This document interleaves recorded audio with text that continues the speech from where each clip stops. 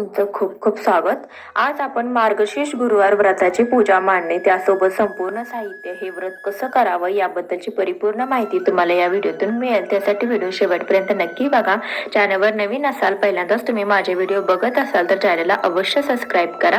तर आज आपण मार्गशीर्ष गुरुवारच्या व्रताची पूजा मांडणी कशी करायची त्यासोबतच व्रताची संपूर्ण माहिती पाहणार आहोत। तर हे व्रत समाधान, शांती, ऐश्वर्य मिळावं म्हणून तसंच श्री महालक्ष्मीची आपल्यावर सदैव कृपा राहावी म्हणून करायचं असतं। त्यामुळे व्रत करणाऱ्याने लवकर उठून स्नान करावे व शरीराने मनाने निर्मळ होऊन हा पूजाविधी करावा। पद्मपुराणामध्ये संसारी माणसासाठी हे व्रत सांगितलं आहे, त्यामुळे पती पत्नी दोघे मिळून हे व्रत करू शकतात। तर ही पूजा आपण स्वतःही करू शकतो, फक्त ती करताना मनोभावे करावयाची आहे। देवीची स्थापना करताना तिचं तोंड पूर्वेकडे किंवा उत्तरेकडे असावे आणि देवीची स्थापना करण्यापूर्वी घरातील जागा शक्यतो गाईच्या शेणाने सारवून घ्यावी। आजकाल सारवायच्या जमिनी नसतात, त्यामुळे फरशी असल्या स्वच्छ पाण्याने पुसून घ्यायची आणि ज्या ठिकाणी आपण देवीची स्थापना करणार आहोत ती जागा स्वच्छ करून त्या ठिकाणी पाट मांडायचे किंवा चौरंगा मांडायचे, त्या ठिकाणी आपण पूजा मांडणी, व्रताची पूजा मांडणी करणार आहोत। मार्गशीर्ष व्रताविषयी संपूर्ण व्हिडिओ मी तुमच्यासोबत शेअर करणार आहे, त्यासाठी चॅनलला नक्की सबस्क्राईब करा आणि शेजारील बेल आयकॉन ही क्लिक करा। त्यामुळे मी जेव्हा नवीन व्हिडिओ अपलोड करेन तर त्याचं नोटिफिकेशन तुम्हाला तुमच्या फोनवर मिळेल। तर ह्याच्या पुढचा व्हिडिओ कलश डेकोरेशन कसं करायचं याचा पुढचा व्हिडिओ मी तुमच्यासोबत शेअर करणार आहे। तर आपल्याला पहिल्यांदा लागणारे साहित्य बघूया। तर 5 पत्री घ्यायचे, 5 फुलांची किंवा फळांच्या ढाळ्याची पत्री घ्यायची। गणपतीसाठी मी त्याची दुर्वा घेतलेली आहे, हराळीची पेंडी करून घेतलेले आहेत। देवीसाठी मुखवटा, व्रताचं पुस्तक घ्यायचंय। देवीसाठी आपण दूध साखरेचाच नैवेद्य घ्यायचा आहे आणि गणपतीसाठी गोळ खोबऱ्याचा नैवेद्य घेतलेला आहे। नंतर कलश डेकोरेशनसाठी कलश 2 कलश घेतलेले आहेत, 2 तांबे घेतलेले, तामण घेतलेले खाली ठेवण्यासाठी, निरांजन घ्यायचंय, कापूर, अगरबत्ती घ्यायचे, नारळ 2 लागणार आहेत, एक ओटीसाठी आणि एक कलश स्थापण्यासाठी। त्यानंतर कापसाचं वस्त्र घेतलेलं आहे देवीसाठी, लक्ष्मीच्या आणि गणपतीच्या मूर्तीसाठी आणि फोटोसाठी। तर हळदी, कुंकू, चंदन गणपतीसाठी अष्टगंध। त्यानंतर आपण कलशामध्ये टाकण्यासाठी सेपरेट अशी सुपारी, 1 रुपयाचं कॉइन, थोड्याशा दुर्वा घेतलेले आहेत। नंतर मूर्त्यांसाठी माळा घेतलेले आहेत, लाल धागा घेतलेले आहेत कलशाला बांधण्यासाठी, विड्याची पाने घ्यायची आहेत, ओटीचं साहित्य घ्यायचं आहे। ओटीच्या साहित्यामध्ये खारी, खोबरं, हळकुंड, त्यानंतर बदाम घेतलेलं आहे। त्यानंतर आपण देवीची ओटी भरणार आहोत, त्यासाठी देवीची ओटी भरण्यासाठी सौभाग्यवान घ्यायचंय, ओलं कुंकू घेतलेलं आहे करून कलशाला बोट उठवण्यासाठी।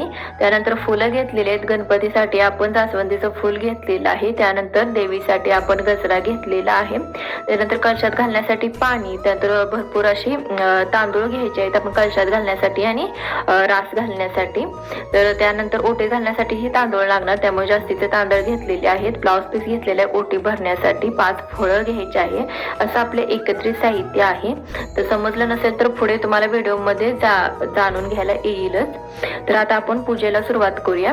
तर ज्या ठिकाणी पूजा करायची आहे ती जागा स्वच्छ करून घेतलेली आहे। त्यानंतर तिथे मी पाट मांडून घेतलेला आहे। तर पाटावरती लक्ष्मीचा फोटो ठेवलेला आहे एका साईडला, दुसऱ्या साईडला कलश स्थापनेसाठी जागा उरवून ठेवलेली आहे। तर इथे मी 2 पाट मांडलेले आहेत, तुम्ही चौरंगी मांडू शकता किंवा आणखीन एक एक्स्ट्राचा पाट मांडू शकता। तर अशी मी पूर्व तयारी केलेली आहे। पाटाभोवती रांगोळी काढून घ्यायची आहे, 2 समया ठेवून दिलेले आहेत, समईमध्ये तेल, नंतर वात घालून घेतलेले। तर सर्वात आधी आपण दीप प्रज्वलित करणार आहोत।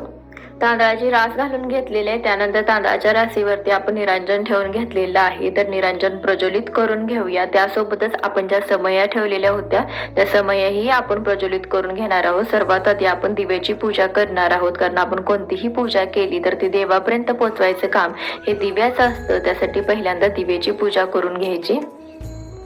दिव्याला चंदन, हळदी, कुंकू, त्यानंतर थोड्याशा अक्षता वाहून घ्यायच्या, 1 फूल वाहून घ्यायचं, अशी आपण दिव्याची पूजा करणार आहोत। शुभं करोति कल्याणम आरोग्यम धनसंपदा शत्रु बुद्धी विनाशाय दीप ज्योती नमोस्तुते। तर अशी आपण दिव्याची पूजा करून घेतलेली आहे। आता दिव्याला नमस्कार करून घ्यायचं, माझी पूजा देवापर्यंत पोहोचव अशी प्रार्थना करायची। त्यानंतर आपण आता गणपतीची स्थापना करून घेणार आहोत। त्यानंतर आपण माता लक्ष्मीच्या मूर्तीचीही स्थापना करून घेणार आहोत। मूर्ती नसेल तर मूर्ती स्वरूप तुम्ही सुपारीची ही स्थापना करू शकता.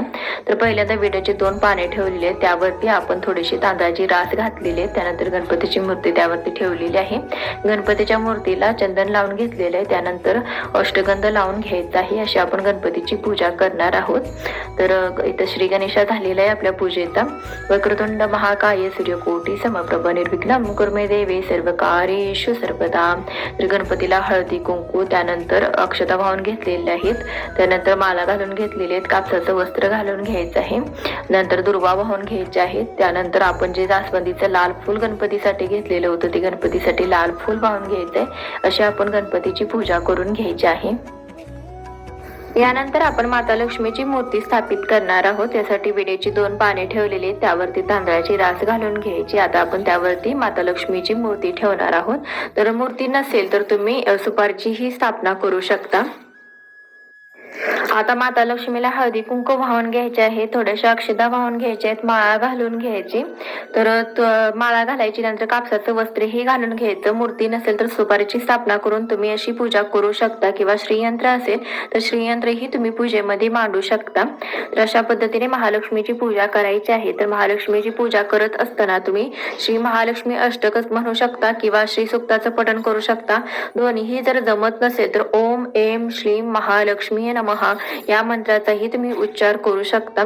पूजा करत असताना आपण मनोमन एक उच्चार करत बसायचा आहे, मंत्र म्हणत बसायचा आहे. म्हणजे आपल्याला पूजा केलेल्याचं समाधान हे मिळतं आणि पूजा ही छान होते, देवापर्यंत पोहोचते. नुसतीच आपण शांत पूजा करत बसलो तर ती पूजा केल्यासारखं वाटत नाही. त्यासाठी पूजा करत असताना आपण देवीचा मंत्र म्हणत बसा. जमत नसेल तर तुम्ही फोनवर लावून तुम्ही पूजा करा. तशी पूजा केली तर खूप प्रसन्न वाटतं आणि छान पूजा होते. तर यानंतर आपण महालक्ष्मीचा जो फोटो घेतला होता ते फोटोही स्वच्छ पुसून घेतलेला आहे. त्यानंतर फोटोला आपण चंदन लावून घेतलेलं आहे, हळदी कुंकू लावून घेतलेलं आहे. तर अशा आपण फोटोची पूजा करून घेणार आहोत. तर मूर्तीला मी अगोदर स्नान घातलं होतं, त्यामुळे मी इथं दाखवलं नाही स्नान घातलेलं. तुम्ही जर स्नान घातलं नसेल तर तुम्ही पंचामृताने स्नान घालायचं आहे. परंतु मी इथं शूटिंग काढण्यासाठी दुपारी पूजा मांडलेली होती, त्यासाठी मी अगोदर सकाळी स्नान घातलं होतं, त्यामुळे मी पुन्हा दाखवलं नाही. तर तुम्ही पंचामृताने स्नान घालायचं आहे, गुरुवारी सांगायचं राहिलं होतं. तर आता फोटोला आपण माळा घालून घेतलेले आहे. त्यानंतर फूल व्हायचं आहे, कापसाचं वस्त्र घालून घेतलेलं आहे. अशा आपण फोटोची पूजा करून घेतलेली आहे. नंतर अक्षताही वाहून घेतलेले आहेत. तर आता आपण कलश स्थापना करणार आहोत. तर कलश स्थापनेसाठी बघा खाली तांबणामध्ये तांदळाची रास घालून घेतलेली आहे. त्यानंतर त्यावरती एक तांब्या ठेवलेला आहे, त्या देखील आपण तांदळाची रास घातलेली आहे. त्यावरती आपण कलश ठेवलेला आहे. कलशाला 5 ठिकाणी हळदी कुंकवाची बोटे उठून घेतलेली आहेत. तुम्ही स्वस्तिकही काढू शकता. कलशाच्या गळ्याला 5 वेळा लाल धागा बांधून घेतलेला आहे. त्यानंतर कलशाच्या गळ्यापर्यंत येईल इतपत आपण त्यामध्ये पाणी घातलेलं आहे. त्यानंतर कलशामध्ये आपण 1 रुपयाचं कॉइन, त्यानंतर 1 सुपारी, नंतर थोड्याशा 1 फूल, त्यानंतर हळदी कुंकू, थोड्याशा दुर्वा त्यामध्ये घालायचं. एवढं साहित्य आपल्याला कलशामध्ये घालायचं आहे. त्यानंतर हळदी कुंकू ही कलशामध्ये घालायचं. त्यानंतर त्यामध्ये कलशावरती पत्री ठेवणार आहोत. विड्याची 5 पाने ठेवणार आहोत. तर पत्री घेत असताना तुम्ही 5 झाडांच्या फुलांच्या झाडांची पत्री घेऊ शकता किंवा 5 फळांच्या झाडाची पत्री घेऊ शकता. तर आपण जी महालक्ष्मीची कलश स्थापना करतो त्यावेळेस आपण डेकोरेशन, तुम्ही फक्त डेकोरेशनच्या मागे लागला तर आपली जी शास्त्रोक्त पद्धतीने जी कलश स्थापना असते ती राहूनच जातं. तर डेकोरेशन ही तुम्ही करा, पण डेकोरेशन करत असताना जी आपली शास्त्रोक्त पद्धतीने आपण जी पूजा मांडतो ती पूजा मांडणी चुकायची नसते. तर तुम्ही डेकोरेशन करत असताना तांबणामध्ये जो कलश असतो त्या कलशामध्ये पाणीच भरायचे. त्या कलशामध्ये तांदूळ भरलं जात नाही. तुम्ही डेकोरेशन करायच्या नादात कलशामध्ये तुम्ही तांदूळ भरून त्यावरती नारळ स्थापित कराल, असं करायचं नाही. तर इथे मी सजावट ही केली आहे, पण सजावटी बरोबर आपली जी पूजा मान्य आहे ते देखील मी तुम्हाला सांगितलेली आहे. तर ते चुकवायचं नाही. तर खाली त्यामध्ये तांदळाची राशी घालून घेतलेली आहे, त्यावरती तांब्या ठेवलेला आहे, त्याच्यातही तांदळाची रास आहे. कारण तांदळाच्या राशीवरतीच कलश स्थापना केली जाते. कलशामध्ये पाणीच घालायचं आहे. तर सजावट बघा करून घेतलेली आहे. तुम्ही तुमच्या इच्छेनुसार सजावट करून घ्या, पण आपली पद्धत चुकवायची नाही पूजा करण्याची. तर एवढंच मला सांगायचं होतं. तर कलशावरती नारळ ठेवलेला आहे, नारळाला हळदी कुंकू लावलेले आहे, अक्षता वाहिलेले आहेत, त्यानंतर नारळाला मुखवटा घातलेला आहे, छान सजावट करून घेतलेले आहे, दागिने घालून घेतलेले आहेत. त्यानंतर आपण माता लक्ष्मीला हळदी कुंकू लावलेला आहे, अक्षता वाहिलेले आहे आणि गजरा जी फुलाची माळ असते, गजरा असतो, बेणी असते, ती आवर्जून आपण महालक्ष्मी देवीला गुरुवारी अर्पण करायची आहे. कारण ती खूप महालक्ष्मीला प्रिय आहे. त्यामुळे महालक्ष्मीला प्रसन्न करण्यासाठी तुम्ही गजरा एक नक्की केसात माळा महालक्ष्मीच्या. तर यानंतर आपण 5 विडे मांडणार आहोत, 2-2 असे खाऊचे पानाचे, विड्याचे पाण्याचे 5 विडे मांडलेले. त्यावरती आपण हळकुंड, खारी, खोबरं, बदाम, सुपारी असं 5 वस्तू ठेवलेलं आहे. त्यानंतर फूल एक वाहिलेलं आहे, त्यानंतर हळदी कुंकू व्हायचं आहे. असे आपण विडे मांडून घेतलेले आहेत. तर विडे मांडून झालेले आहेत. त्यानंतर आपण देवीची ओटी भरून घेणार आहोत. तर देवीची ओटी आपण खाना नारळाने भरायची आहे. एक ब्लाउज पीस घेतलेले. तर देवीच्या जी आपण पूजा करतो त्या पूजेमध्ये तुम्ही ब्लाउज पीस देवीची ओटी भरण्यासाठी किंवा खाली हातरण्यासाठी घेता. तर त्यासाठी आपण लाल किंवा हिरव्या वस्त्राचा वापर करावा महालक्ष्मी गुरुवार व्रता दिवशी. तर हिरवा ब्लाउज पीसने ओटी भरा, खूप चांगलं असतं. तर हिरवी ब्लाउज पीस घेतलेला आहे, त्यावरती तांदूळ घेतलेले आहेत, ओटीचं साहित्य घेतलेलं आहे, खारी, खोबरं, सुपारी, हळकुंड, बदाम. त्यानंतर सौभाग्यवान घ्यायचं आहे.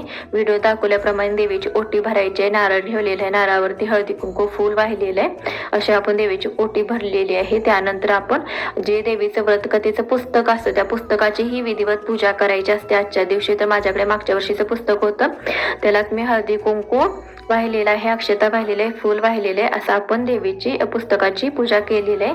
तर देवीला दूध साखरेचा नैवेद्य खूप प्रिय आहे, त्यासाठी आज आपण दूध साखरेचा नैवेद्य दाखवायचा आहे. त्यानंतर आपण 5 फळं अर्पण करायचे देवीला. त्यानंतर अगरबत्ती, धूप ओवाळून घ्यायचा आहे. त्यानंतर देवीची आरती करून घ्यायची आहे. तर कापुराने देवीची आरती करून घ्यायची. ही पूजा मांडणी सकाळीच करायचंय, दिवसभर प्रसन्न वाटतं. सकाळी पूजा मांडणी केल्यानंतर आपण पुस्तक वाचणार आहोत, व्रतकथा वाचणार आहोत आणि संध्याकाळी पुन्हा एकदा आपण व्रतकथा वाचायची आहे. रात्री महालक्ष्मीची पुन्हा पूजा करायची. एखादा गोड पदार्थाचा महानैवेद्य दाखवायचा आहे. गाईला देण्यासाठी एका पानावर गोग्रास काढून तो घास गाईला द्यायचा आहे. नंतर कुटुंबातील सर्वांनी भोजन करायचंय. दुसऱ्या दिवशी स्नान केल्यानंतर कलशातील ढाळ्या किंवा पाने 5 वेगवेगळ्या ठिकाणी ठेवायची. कलशातील पाणी तुळशीत ओतायचं. देवीची स्थापना केलेल्या जागी 3 वेळा हळदी कुंकू वाहून नमस्कार करायचा. अशा प्रकारे महिन्यातील प्रत्येक गुरुवारी आपण हे महालक्ष्मीचं व्रत करणार आहोत, पूजा मांडणार आहोत. महालक्ष्मी मार्गशीर्ष महिन्यातील पहिल्या गुरुवार पासून येणाऱ्या सर्व गुरुवारी हे व्रत करायचंय. न चुकता दरवर्षी हे व्रत केल्यात घरात समृद्धी, सुख, आनंद येतो आणि त्या घरावर देवीचा वरदहस्त राहतो. तर श्री महालक्ष्मी देवीने पद्मपुराणात देखील सांगितलं आहे की जो माझं व्रत नित्य नेमानं करेल तो सदैव सुखी आणि समाधान राहील. त्यासाठी आपण हे गुरुवारचं व्रत करायचं आहे. तर आज मी तुम्हाला अतिशय सोप्या पद्धतीने, विधिवत पद्धतीने महालक्ष्मी गुरुवारचं व्रत मांडणी कशी करायची, त्यासोबत सजावट ही सगळ्याची काळजी कशी घ्यायची हे सांगितलेलं आहे. व्हिडिओ छान वाटला तर जास्तीत जास्त लोकांपर्यंत नक्की शेअर करा. चॅनलवर नवीन असाल तर चॅनलला सबस्क्राईब करा. एक लाईक नक्की करा. तुम्हाला व्हिडिओ जर आवडला असेल तरच लाईक करा, नाहीतर करू नका. तुमच्या प्रतिक्रिया मला कमेंटद्वारे नक्की पोहोचवत जावा, त्यामुळे मलाही समजेल तुम्हाला माझे व्हिडिओ कसे वाटत आहेत. यंदा मार्गशीर्ष मासारंभ 13 डिसेंबरला असून या महिन्याची सांगता 11 जानेवारी दिवशी संध्याकाळी 5:27 होणार आहे. या वर्षीचा पहिला गुरुवार 14 डिसेंबरला असणार आहे, दुसरा गुरुवार 21 डिसेंबरला, तिसरा गुरुवार 28 डिसेंबरला, चौथा गुरुवार 4 जानेवारीला आणि 5वा गुरुवार 11 जानेवारीला असणार आहे. तर 5व्या गुरुवारी अमावस्या आहे, तरी देखील आपण गुरुवार पाळायचे आहे. असे आपण 5 गुरुवार उपवास करा. श्री स्वामी समर्थ. ओम महालक्ष्मी नमो नमः.